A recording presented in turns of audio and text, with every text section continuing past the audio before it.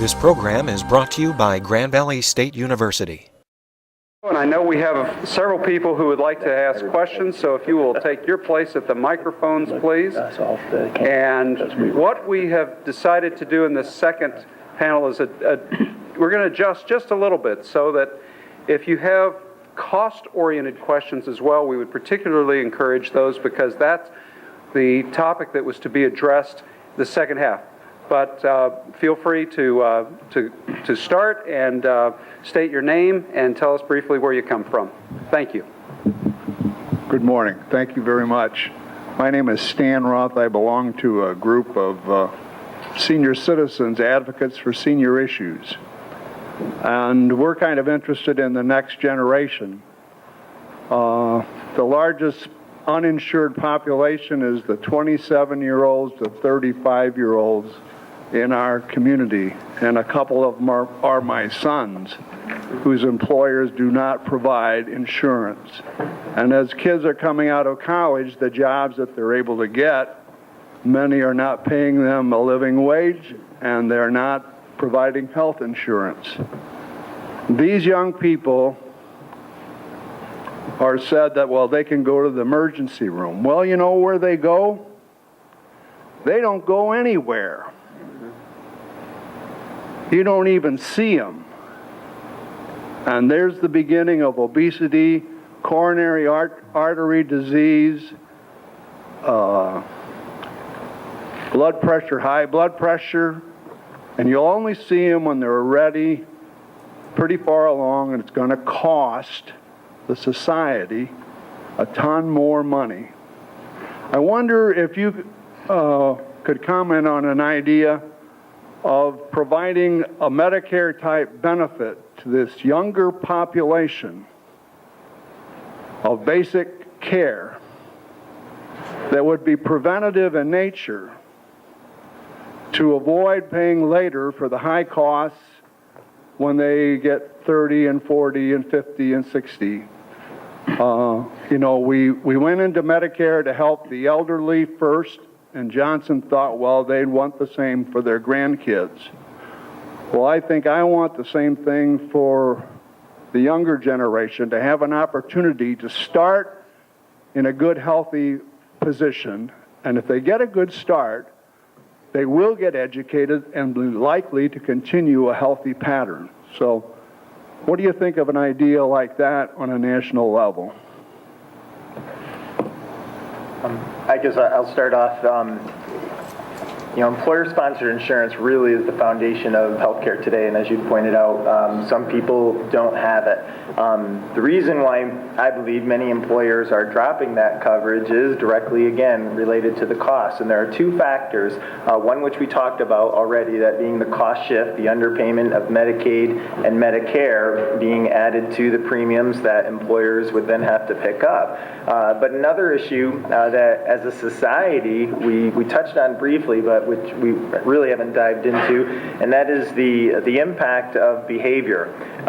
Some studies have shown that 50% of all healthcare costs are directly attributed to the lifestyle choices of the individual. What we eat, whether we exercise, drinking alcohol, and or smoking.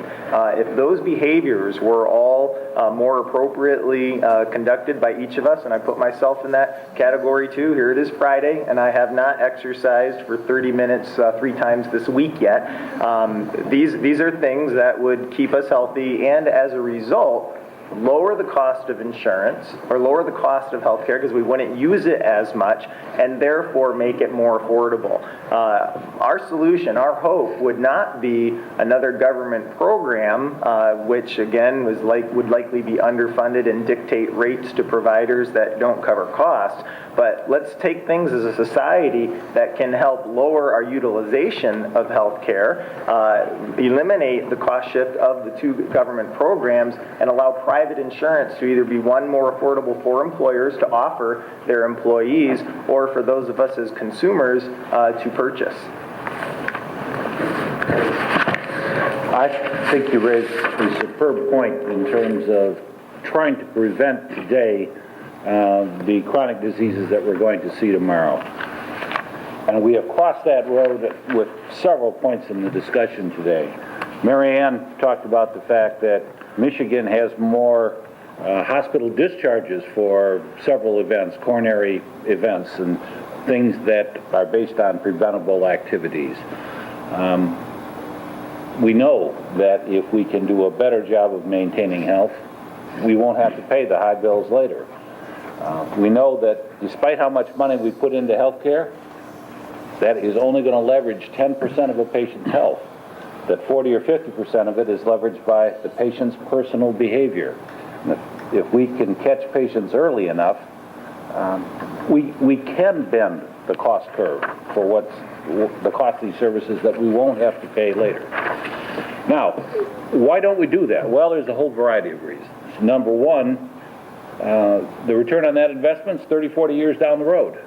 And it's hard for an insurance company to say, yep, I'm going to put money in now to try to make sure that somebody will save money 30 years down the road. It may not be me.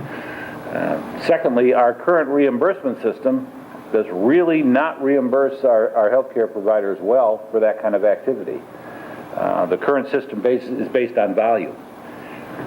I told you earlier that, gee, if I only had the time, I would tell you how to solve the healthcare problem. Well, I'll do it in 13 seconds. We need to improve the health of the population.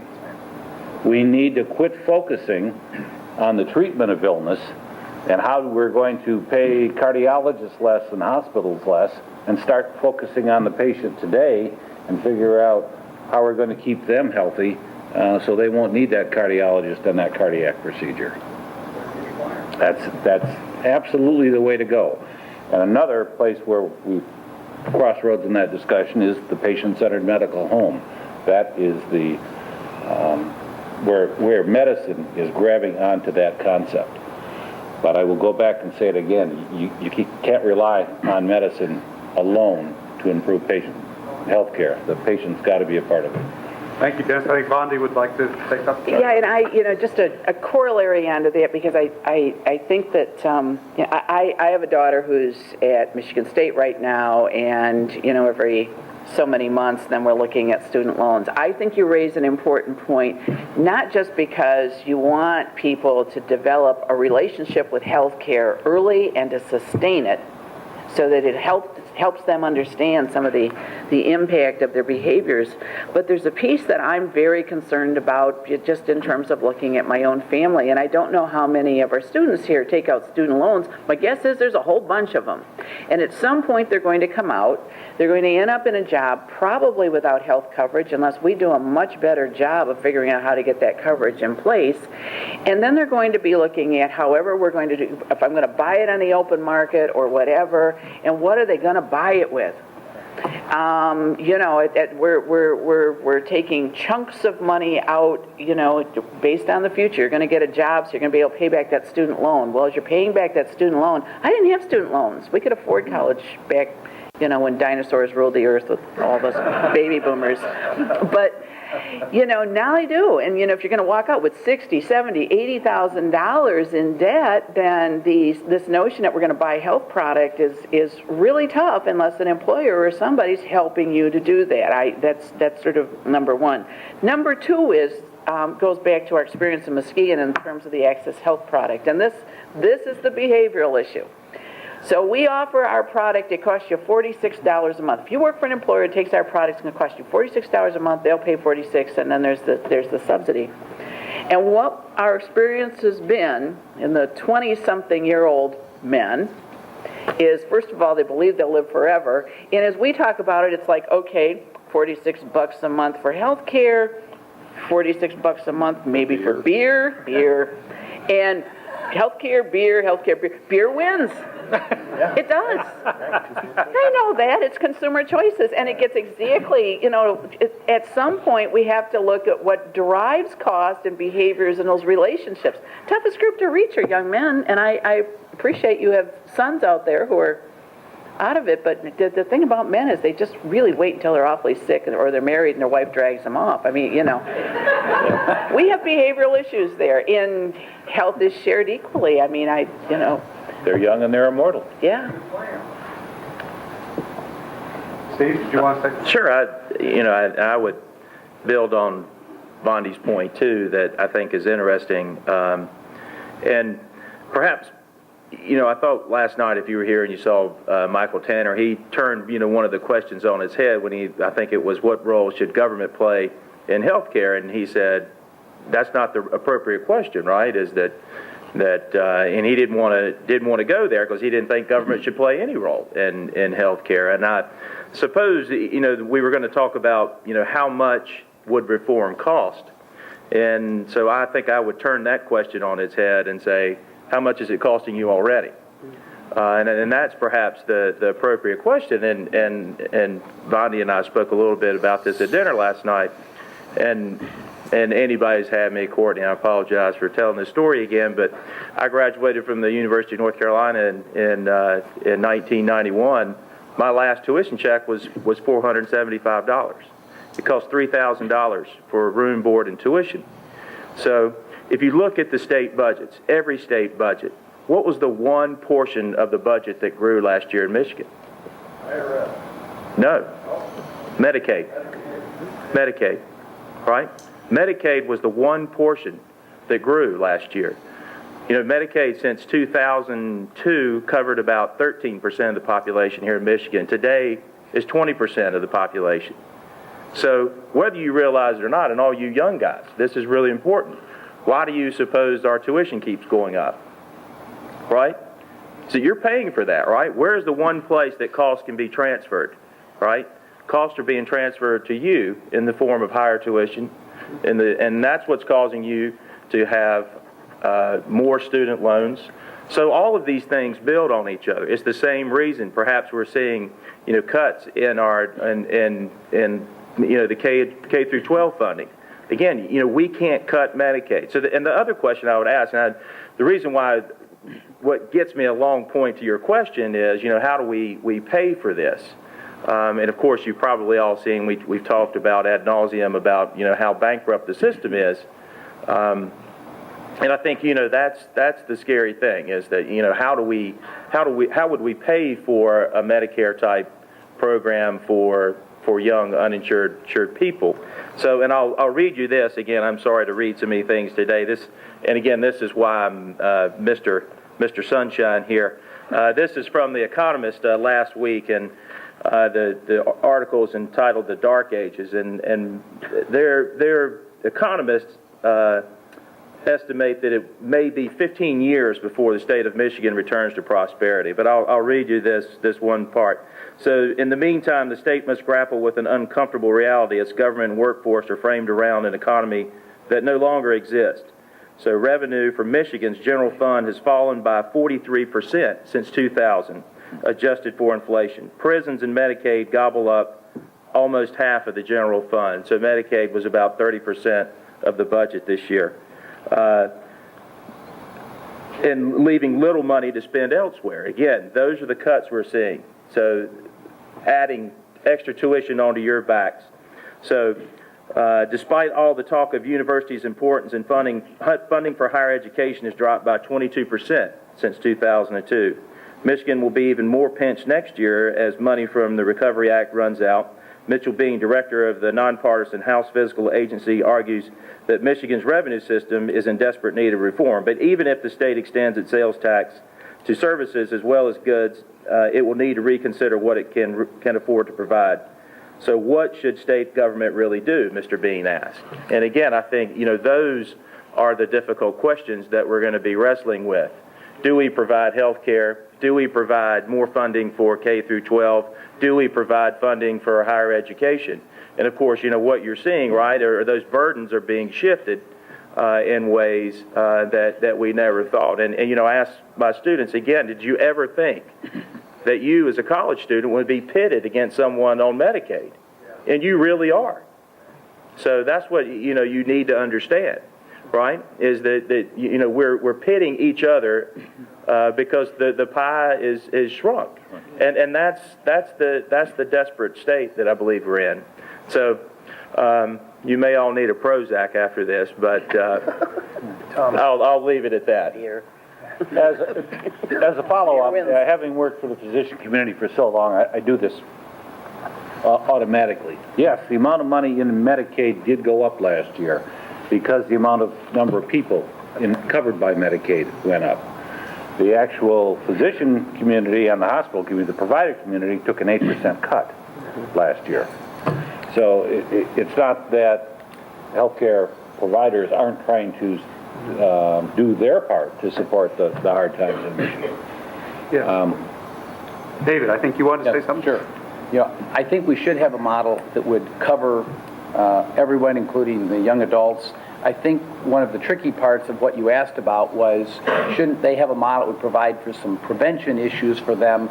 They should, but the problem also when you have no insurance, friends of ours, their son was between jobs. For 1 month, he had no insurance. And in that 1 month, driving across New York State, he actually got an appendicitis. He went to the emergency room. His bill for 1 day of stay, because his mother and sister, who were both nurses, went and pulled him out of the hospital in 1 day. His bill for 1 day in that local community hospital was $30,000. And because he didn't have insurance, he was exposed to the highest charge rates they had, and his CAT scan, which we sort of think a CAT scan might be $1,000, his CAT scan was $5,000. So you need coverage on everything, and we need it negotiated at some appropriate levels. One of the things I think that helps with this a little bit is some of the things around value-based benefit design, where you begin to create these incentives. We've been talking about lifestyle and things like this. We're actually looking at the insurance plan for our company for the coming year. We have 2 benefit designs right now, a basic benefit and an enhanced benefit. We're actually looking at 3 levels with this in the coming year. And the basic will be for a person who's got health indicators out of bounds and they're not trying, meaning smoking and they're not trying to quit, BMI over 30 and they're not trying to reduce it. The intermediate benefit level, financial support, will be for people who are out of bounds, but they're involved with things to try to quit. Involvement that this insurance plan is actually discussing is literally, you sign up for Weight Watchers and you make 11 of 13 classes, and if you don't, you're bounced back to the basic benefit support. And the enhanced is the your health status on all these things is at the highest level. Your blood pressures that will control, etc. Those kind of things. So that type of thing is coming. I think government is afraid to address the issue of we're not going to do everything for everyone. And I think it was, noble that you would suggest my sons need more. I think the real challenge, Robert Samuelson, an economist who actually writes regularly articles in our paper, says never has a society anywhere in the world, taken resources from the young and invested in the elderly. And that is what the Social Security program and the Medicare program are doing. And just to give you a number that they touched on yesterday, but it went by so fast that people might have missed it. We've referenced the unfunded mandate for the baby boomer generation. That unfunded mandate, people are suggesting, what it means is there's no tax dollar to support. There's taxes going into healthcare right now, into Medicare, but they're not enough. The unfunded mandate to care for that cohort of the baby boomer generation is estimated to exceed $60 trillion. And we owe somewhere between, it's going up all the time, 12 and 15 trillion right now, depending on what year you're looking at. And we've got these $1.3 trillion deficits. And then where are we going to find $60 trillion to care for this baby boomer generation? This is why we're going to have to start talking about doing less, because you can't get it on cutting prices. You can cut prices for a while. All the physicians don't need to make the incomes they make as a society. That will only get you a little ways, because what's really happening is we're just doing too many things. And so you're going to hear me keep coming back to that theme. We're going to have to figure out how to do less. And the challenging question you asked is a person more in that Medicare situation is, we want to do things for everyone. The awkward thing is, what are we going to do for the very elderly person that's in the hospital, that's on a ventilator, that we might get them better, and we might not get them better. It got distorted with calling these death panels. Groups like hospice do remarkable work, and anyone whose family has ever been involved with that finds it one of the most amazing experiences you've ever had to work with people who, for a career, work with these difficult issues. We're going to have to figure out how to get our arms around that, because we're either going to continue to fund at very high levels, people who have those kind of health demands, or we're going to say ultimately to society that has less value and we're going to do a little less of it, as awkward as that is. And now we're going to have resources we can put back into K-12 and we can help college tuition and things like this, so people actually got a skill set to compete in the global economy. Because we know we're not going to do it with hands-on manufacturing jobs. We've got to have high-skilled people, and we're not going to have the tax base to do it. Thank you. Dennis? I provided you an answer that indicated your effort to get primary care and prevention services to your sons was a logical thing to do. Now let me give you the political answer as to why you can't do that. If we were to try to extend the Medicare program, and you were suggesting a Medicare extension. Type benefit. Oh, okay. Medicare type benefit. Okay. They're not going to cost you a lot. They're not going to cost you what Medicare costs for the elderly. It's not going to cost that.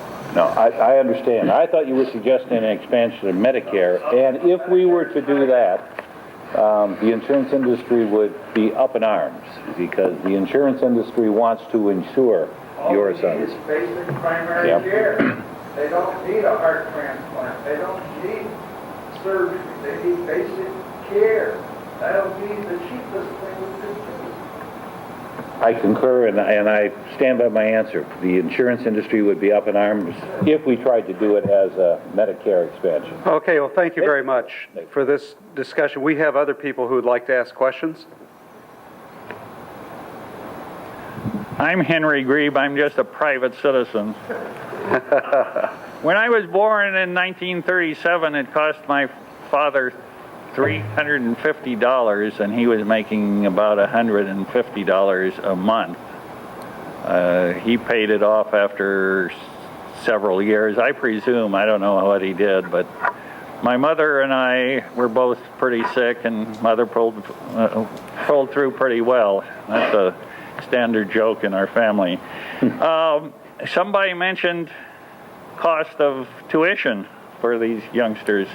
They'll be surprised to know that in 1955 through 59, when I went to school at a private university in Denver, it cost $540 a year. A year. Not a semester hour, but a year. And it now is $37,000. If it would have gone up by a rate of inflation of 4%, it would be only about $5,000 per year. So the universities have learned to pile it on to the people. However, the question that I have is, why does it cost $98 for a scan in Japan, and it costs $1,600 or more? I guess $1,600 is a Medicare reimbursement rate for the same scan in the United States. Why did it cost $35 for an hour consultation in Vienna, Austria, with a primary care physician who didn't know anything about my colleague when we were visiting there, but he had a heart problem and he thought he needed a doctor, where it would cost over $100 for a 15-minute consultation in the United States? And why is there, somebody told me, this gentleman here told me, that there's a threefold discrepancy in the cost, the charge that they charge an uninsured person in one of the hospitals in Grand Rapids versus another hospital in Grand Rapids for the same scan. I don't know exactly what that scan is, but the list price for these scans have a threefold change difference in cost. Thank you. Who would like to take that? Oh, come on. Don't lose your courage now. I think basically we have a market model in the U.S. It's what will the market bear? That's what any market is. But in most other markets, the difference is people pay with their own dollar. When you go to restaurants, you totally pay with your own dollar, and that holds it down. And there's a few real expensive restaurants. Basically, most of the restaurants attain a moderate price so they can serve a lot of people. The problem in healthcare is that government pays at a federal and state level. Insurance plans, companies pay. There's not a restraint on the price. There's not a restraint on, do I really need it? People don't ask the same kind of value question in healthcare that they ask in other segments of the economy. And part of what's created some of the extreme divergence of primary care pay, which is still very adequate compared to other jobs in society, but the pay between that and some of the specialists is that primary care has lots of competition out in the marketplace, and it tends to restrain the price. Specialists like radiology and anesthesiology literally exist in micro-monopoly environments, and they set a price and tell an insurer, this is what I want to charge. And if the insurance plan says, I don't want to pay that much, they say, fine, I won't participate in the insurance, and they balance bill patients. And the insurance plan will find that a very difficult thing. The patients will complain, the employer gets mad, and they pay the fee. Well, then they pay it, and they can't keep the cost down except by not providing the reimbursement to primary care. So primary care is not keeping up with that. Medical students are figuring this out, and they're selecting specialty care overwhelmingly. But the $1,000 versus $100 is about what our market model is doing in this country, and it's why we should be asking serious questions about the design. And you kind of have to almost do a lot of design work in the back room, because it gets so uncomfortable out in a public forum that it causes an enormous amount of reaction from all the parties. Thank you. I know we have a couple more questions. Sir? My name is Laird Schaefer. I'm a citizen or a resident in Grand Haven. I've benefited from military as well as employer medical care my entire life. I am a baby boomer, and now I'm benefiting from Medicare, a BCN Advantage medical plan, also Social Security and a pension. We've mentioned this morning the importance of lifestyle and choices. It seems that it is generally recognized that smoking, other addictions, obesity, lack of exercise are major factors in the need for health care, and yet there seems to be very little discussion of that in the media. I do not understand why I or anyone else should be required to support those members of our society which make choices which are recognized as being leading to potential poor health. And frankly, while I sympathize with them, I do not believe that I should be required to support them. I am prepared to support any program that provides care to those who have unforeseen things happen to them, be they any of the many diseases we are aware of. But I can't understand a program that rewards people for poor choices. Yes, Mark. I often describe what you've just shared as a mentality in our society where we believe there's a pill or a procedure that will fix me. I don't need to change anything in my lifestyle. I don't need to change my behavior. But when I get sick, because my behavior exacerbates health problems, I don't want to pay for it. My employer doesn't want to pay for it, and my government doesn't have enough to pay for it either. So I mean, that is, the multitude of challenges that we face. I think it really does take some very intentional, and will take some very intentional wrestling as a society. Today, the young people that are hopefully about to graduate from college get a job. In a few short years, they'll probably purchase a home. We as a society would find it completely unacceptable for them to be a homeowner and not have homeowners insurance. We as a society would not allow them to purchase homeowners insurance after the fire truck has pulled up to the front door to put the fire out. Why do we as a society allow them to choose beer over a very affordable insurance product? and then expect other people to pay for healthcare challenges that ultimately they will have.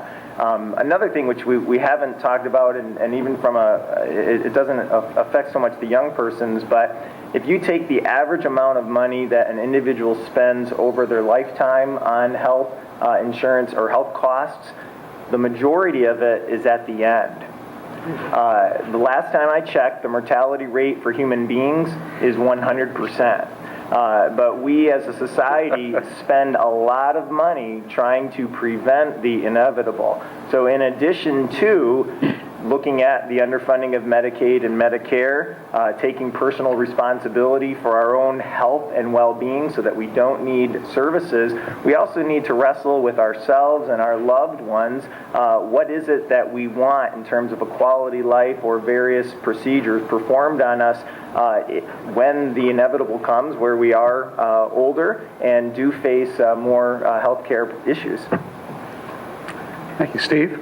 I agree with your point too, and I think those are really interesting questions. And in the abstract, I think they're easy to solve, but after you start peeling away, it becomes more difficult. I think of my great-grandfather, who died before I was born, but my mom tells me my Papa Doggett, who was my great-grandfather, smoked a cigar every day. He ate biscuits and gravy every morning. He drank. He lived an unhealthy lifestyle by any stretch of the imagination, but lived to be 89 years old, never spent a day in the hospital. Those are interesting things. And then, what about the people who do consume services? And sorry to go back to my maps, it's probably a good thing I wasn't able to bring them more visuals. I would have killed you all with those things. At any rate, but again, let's consider the mothers that didn't seek adequate prenatal care, for example. And I think it's the same thing. It's the reason why we support welfare, or we talk about, do we really want to punish the child through no fault of their own, right? It wasn't their choice to be brought into this world. And again, how do we get that mother to be responsible? I understand the consequence of that, and I think those are just, again, the really difficult questions to solve. It's more than health care. It's the same thing. What about the mother who smoked during pregnancy? What about the mother who drank during pregnancy, right? The effects happen to that child. Again, no fault of their own. How do you disaggregate, what you do to yourself and what your environmental factors do to you as well? Easy in the abstract. I think all of us can sit around here and think that perhaps we shouldn't reward people who do destructive things to themselves. But I think, as long as we can't disaggregate what is genetic, what is caused by environmental factors, what's caused by self-inflicted harm, those things are going to be really, really difficult to get at. Thank you. I think we have one more question.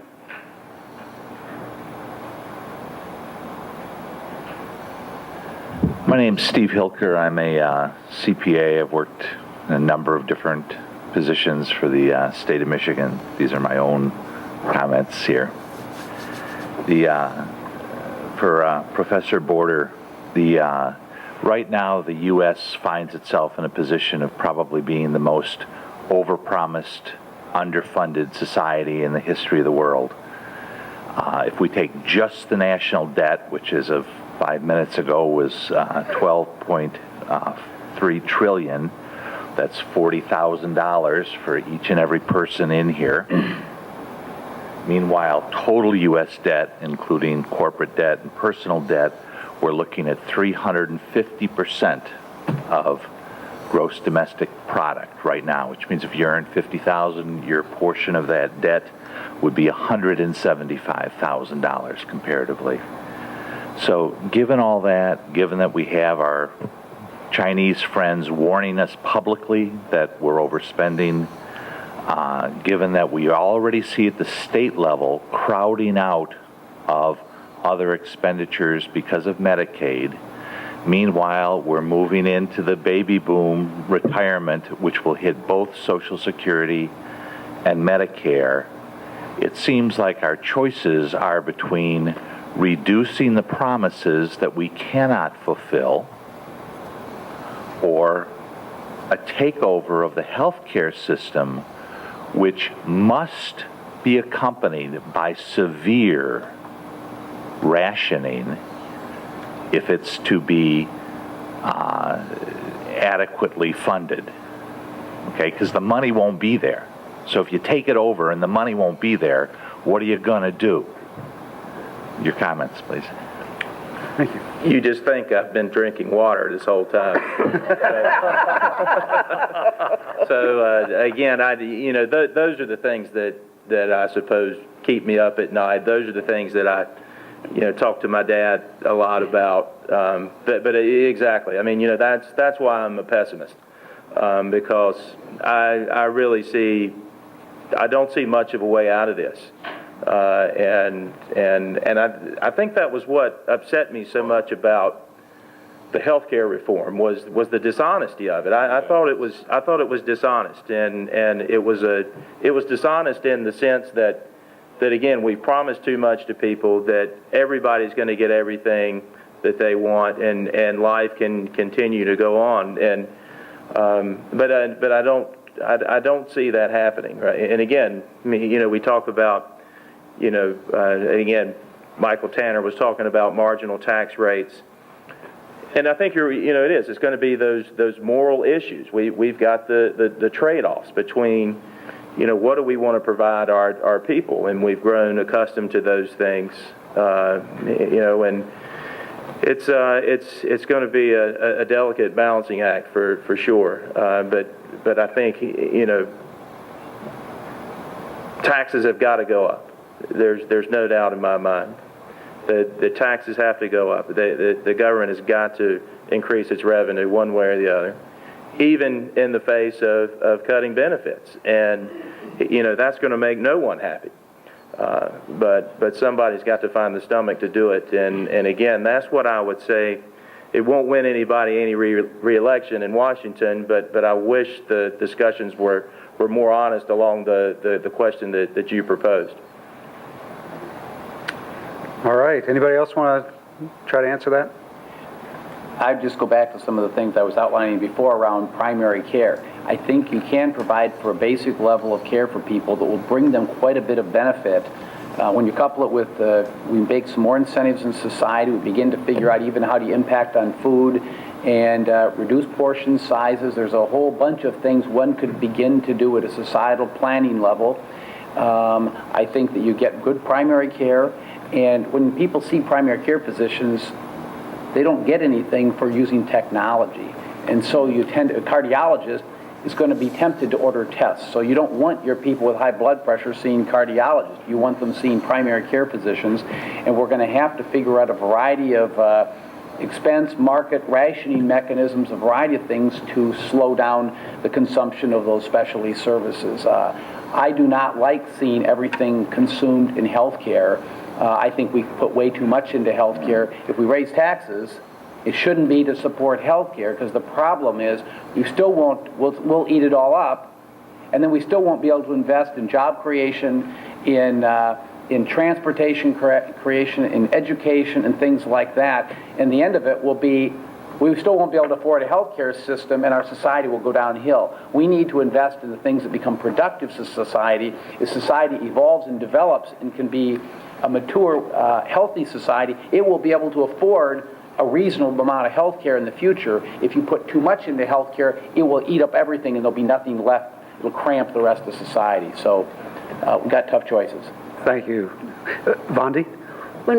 Back when we decided we were going to try to create our own health plan, we did a poll in the community, and one of the things that came back, one of the highest things that polled was that people want choice. And we've come of age in a country where choice is what we all want. So if I want a Louis Vuitton purse for $1,000, or I want one from, Penny's, I have choices, and they're wonderful, and we've come to expect that in everything. The reality of it is that we are very reluctant to make choices that are hard. It is very difficult for us to limit ourselves from the things that we want. When we developed the Access Health product, and I keep going back to that because, we are one of the unique communities in the country that developed our own health coverage product. And it's still working. It's 10 years old, as I said before, and we haven't, it still costs you, $46 a month. When we did that, we had 40 people in the room, community members. They weren't experts. They weren't actuaries. They weren't insurance companies. We had community members in there, and we had to teach people about this thing we call risk. And the way that the facilitator did that was she had a health process on the front, so you're going to have a baby, or you're going to need this, or it's primary care, or whatever. And on the back, she had the cost of that service. So you had the service, you had the cost. You couldn't flip the card over. And she said to people, okay, create what it is you want. And so they did, and she said, turn over those cards. They turned over the cards, and people said, well, this is really expensive. Yeah, guess what? This is what it costs. And then we had to challenge our community members to say, if it's you, if you're going to pull a card out of the deck and say, we're not going to cover it, which one is it? Make the tough decision. Because if it's you who are uncovered, then what are you willing to live without? And they managed to do that. And they managed to do that in a very creative way where everybody stood up at the end of the day and said, we're going to get criticized because we don't have this or that. But by gosh, we've given people the basics and we've made it affordable. All of these things that we discuss are about not so much what we want, but it's the wants and what we need and what we really have to have, what we want. Somebody sent me that when, my kid went to college. It's what she wants, what she needs. It's what we need. And at some point, we have to resolve that. And it's very difficult in the psychology of this nation to decide that we can't have it all. Bottom line. And when we gave it to Congress, that's exactly what they did. They were unfair to all of us because they tried to put it all in like some big glorious Christmas tree, and in the midst of that there was a tree. Not without the tinsel, without the stars, without the bulbs. Somewhere in the middle of that there's a tree that somehow lends itself to being able to move us forward as a nation in terms of dealing with this dilemma. Thank you. Last question. And I'll ask that please make the question succinct, and I've promised we're going to be out of here by noon, so the answers also will have to be succinct. As much a comment as a question. I wanted to talk about the personal responsibility issue, and I think that that's the wrong focus for anybody to take as far as making healthcare affordable. And not that it's not the right thing to do, but if you start making decisions on whether you offer healthcare to people based on what their personal decisions are, then I don't think I could think of 5 people that would deserve health care. I think, what are you going to do? You're going to start counting the French fries that they get at McDonald's? Some single parents with families, they can feed their family of 5 cheaper by going through the McDonald's drive-thru than cooking the meal that we think would be nutritious. They get the dollar menu. That's cheaper and much more efficient for them. What are you going to ask them to do? The answer to personal responsibility comes from what Dave is talking about and what Vondi was talking about. Education at a basic level through a primary care base and doing it consistently for everybody. Then you won't have to make those decisions where Big Brother is watching everything you eat. And Big Brother, to me, is the insurance companies, not the government. So that's my comment. Steve? And again, I agree. And, there's so many levels on that. And again, since I'm such a data guy, back to that Medicaid data, which I thought was, one of the most fascinating things to me is that when they collect the birth certificate or the vital records data, there's a record, about when you started prenatal care and, information about the mother and the father. What to me was so fascinating about the Medicaid births, again, approaching 50% of all births here in Michigan. Over 60% in Michigan, Medicaid pays for those. But over 25% of all of those vital records, there was no information about the father on the birth certificate. So, you know, and to me, no information says a lot, right? I mean, it probably says, was that pregnancy planned? And again, you're thinking about, you know, education and you know, when is the appropriate time to have a child? Again, that's just one small facet of that, but I agree, right? It's all of the education things. Again, going back to your question, is why I'm pessimistic is that, you know, where's the money going to come from? Education, right? I mean, think of the budget cuts. And again, last night I was reading Engler's 1999 budget, you know, boasting about cutting taxes in the strong state of Michigan, and thinking about, you know, where we have come since 2000. You know, and it's mind-boggling. You know, too, if we step back to 2000 and think about President Clinton, right? We had 4 years of budget surpluses. Right? This year we're going to borrow $1.3 trillion. I looked it up before I got here this morning. We're going to borrow alone over $44 billion this week. That's how much the United States government is going to sell in Treasury securities this week, or what they've sold this week. So that would fund Michigan for a year and a half, right? Where's that money going? Right, that money is gone, and we have to pay that back. I'm worried about the interest. I'm worried about the ability to pay those things back. I'm worried about the big picture.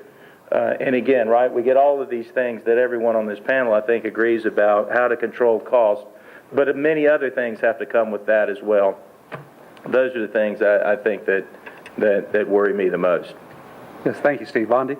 I think that if I've learned anything in the road I've taken is that we're all in this together, and it's, you know, yeah, there is that personal responsibility piece, and, you know, we've moved away from giving kids gym classes, and, you know, we don't pay a whole lot of attention to what they're eating in the school cafeterias, and they tell us that those vending machines help, you know, raise money, and, you know, so we start on those bad habits early. And I remember doing another survey with kids in the schools in Muskegon, and they all knew what the food triangle was all about, but they didn't buy the food, so they were still eating junk.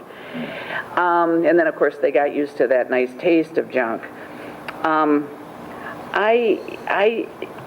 I think that when it comes to personal responsibility, there is a piece of that we can't just say it's somebody else's problem, because I know too many people, including myself, who do go searching for that pill that's going to drop that quick 20 pounds. It's the nature of our communities and who we are and the way we've come in. You know, it's like penicillin. Take penicillin, you're going to get well. It didn't make any difference what it was. If you took some penicillin, you're going to be well. And we've come to accept that as a society, which says a lot about the way we educate and the way we get people engaged. I think one of the lessons of healthcare reform, at least for me, was that, you know, we stood on the sidelines and we watched these people debate, just as we did with the Clintons, where, you know, you get 300 people in a room and they came up with something, and then we all looked at it and we said, we don't want that. Or we were influenced by what others said. We have got to become more engaged as citizens. We have to be. Healthcare is no different than any other issue, and the best part of democracy is where you can localize it and get people talking about whether it is indeed good that your school cafeterias serve that kind of junk. I've had the ability, as I've said before, to travel around the country. I remember meeting a guy who had a series of auto stores across North Dakota. And he said, and he was self-insured, and he said, one day I walked in, and the guys behind the counter, he says, I love those guys. He said, they've been working for me for 20, 25 years. And he said, all of a sudden I noticed, they're getting kind of gray, and they're smoking. And he said, and I like them. I mean, they're my best employees. He said, so he didn't take the negative piece about if you don't do this, we're going to get you. He said, so I started saying, okay, if you quit smoking, I'll put $25 more in your paycheck.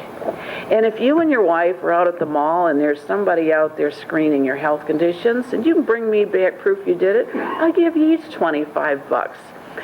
And he was explaining how he had done this, and really a pretty phenomenal impact on the guys who worked for them. Human nature is driven by incentive. Whether it's a negative incentive or a positive incentive, it's driven by incentive. We learn that when we're very young. It is a piece of this puzzle. It is a tough piece of the puzzle because we tend not to want to tell people what to do. But ultimately, if we are going to solve this problem, we are going to have to tell not just ourselves, but each of our neighbors that these are things we truly do have to do. Otherwise, we go on as we are, amassing more debt, sicker, less able to compete in a global economy, and kids who are just up to their ears in debt. I don't want to live in a cardboard box when I'm 65 or 70 because my kid is paying off her student loans and because nothing else is there to support me. I don't think any of us do, no more than the students do who are sitting there. So by gosh, it is a collective decision, which says to me also, we need to do a better job of teaching political science because, one half a semester of civics and another of American government. Government touches our lives from birth to death, and we somehow have marginalized that as well. Well, thank you. On those wise words, we will end.